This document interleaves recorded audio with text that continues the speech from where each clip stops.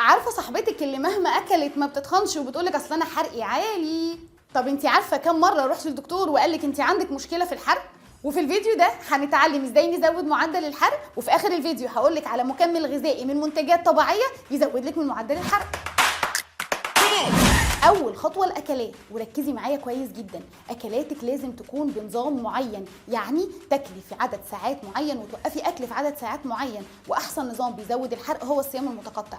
مش بس كده، اعتمدي في اكلك على البروتين، خاصه البروتين الحيواني عشان يحافظ على كتلتك العضليه. واوعي تنسي البهارات، شطه وفلفل اسود من الحاجات اللي بتزود من معدلات الحرق. بس خد بالك، لو انت مريض جهاز هضمي فلازم تراجع طبيبك. الخطوه الثانيه المشروبات. لازم تعرف ان اكتر مشروب بيساعدك على الحرق هي الميه. الميه من اكتر الحاجات والمشروبات اللي بتساعدنا على الحرق. لازم يومك يكون على الاقل فيه 2 لتر ميه. وخدي بالك ما تشربيش الميه بتاعتك كلها مره واحده، قسميها على مدار اليوم.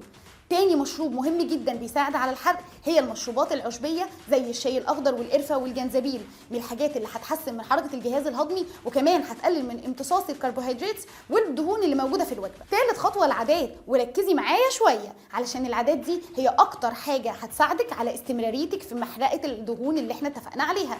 اول عاده المشي، انت مش شجره، اتحركي، بلاش تبقي دايما قاعده، لان القعده الكتير بتخلي معدل الحرق عندك قليل. كل يوم امشي نص ساعه، هتحافظي على صحة القلب وتقللي من الدهون وتحافظي على صحة العظام، وكمان هتحافظي على صحتك النفسية. من العادات اللي مهمة جدا انك تبطلي توتر. توتر يعني كورتيزون، كورتيزون يعني انسولين، انسولين يعني الحرق وقف. من الحاجات المهمة جدا النوم من 6 ل 8 ساعات يوميا، ويا سلام لو كان بالليل. بلاش عيشة الخفافيش اللي انتوا عايشينها دي. النوم هيساعدك على زيادة معدل الحرق عن طريق زيادة هرمون النمو اللي هيساعدك على ان جسمك يتحول لمحرقة دهون.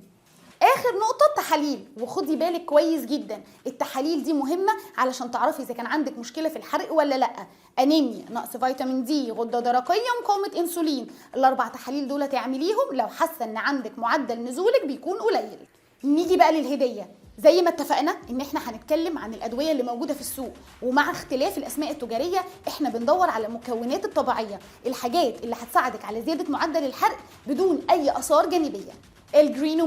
الجرينوماكسي واحد من اكتر الادويه الموجوده في السوق اللي بتساعد على سد الشهيه، وكمان بتقلل لك من الجوع العاطفي لانها بتتحكم في التقلبات المزاجيه. الجرينوماكسي بيتكون من 4 منتجات طبيعيه. الشاي الاخضر اللي مضاد للاكسده وكمان بيقلل من امتصاص الدهون والكربوهيدرات جوه الوجبه، كمان بيساعد على تحسين حركه الامعاء. اوعى تنسى القهوه الخضراء اللي بتساعد على سد الشهيه لفترات طويله جدا، غير فوائدها على القلب والشرايين. من المنتجات اللي موجوده فيها الجارسينيا اللي بتساعد على زياده معدل الحرق. اما عشبه الاشواجندا فهي العشبه اللي بتساعد على تحسن التقلبات المزاجيه، فبتقلل لك من النهم والجوع العاطفي. وبكده يبقى انت معاكي منتج بيتكون من 4 عناصر طبيعيه بدون اي اثار جانبيه.